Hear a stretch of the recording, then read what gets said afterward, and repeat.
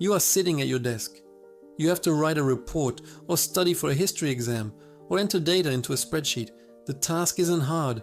It's just incredibly, painfully boring. You feel a physical resistance in your chest. Your legs are restless. Your brain is screaming for stimulation.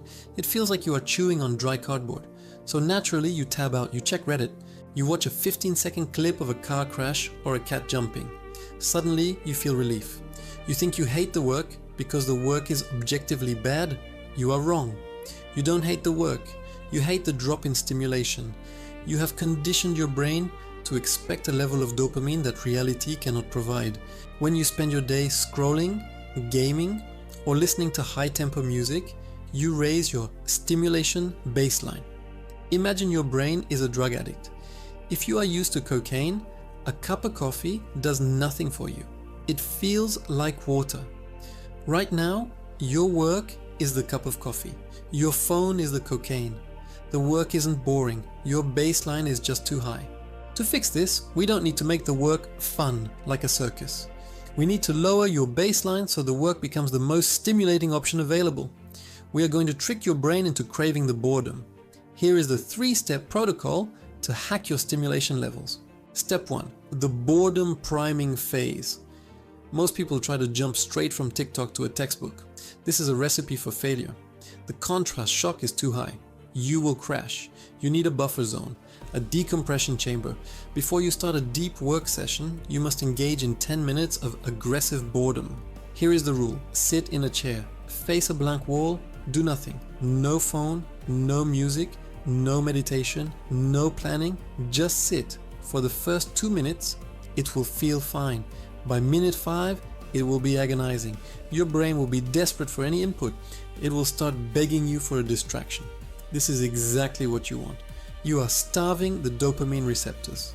By minute 10, your brain is so starved for stimulation that even a spreadsheet looks interesting. When you finally turn to your work, it feels like a relief. You aren't having to work.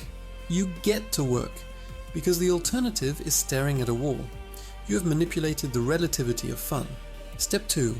Artificial stakes, microgamification.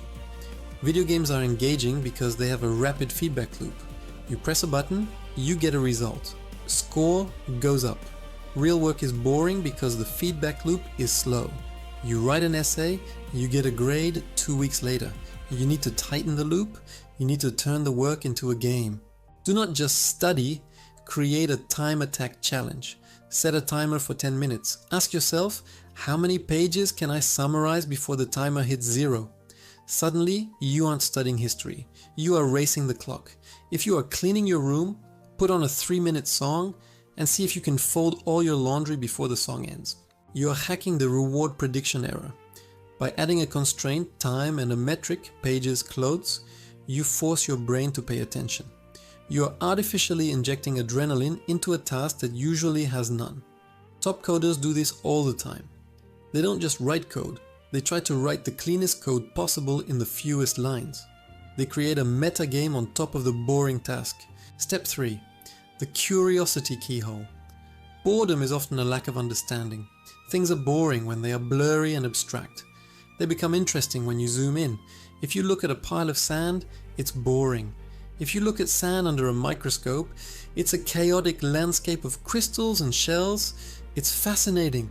When you encounter a boring topic, you are looking at the pile of sand. You need to zoom in. Find one specific tiny detail that doesn't make sense. Ask a question about it. Why did this historical figure wear that specific hat? Why does this cell use this specific protein? Chase that one tiny thread. Google it. Fall down the rabbit hole. Once you get hooked on one detail, the interest bleeds out into the rest of the subject. You are using curiosity as a wedge to crack open the boredom. You stop trying to memorize and start trying to solve. The environment variable. You cannot trick your brain if the alternative is right next to you. If you are on a diet, you don't keep donuts on your desk. If you are trying to do boring work, you cannot have your phone in your peripheral vision. Your brain is constantly calculating opportunity cost.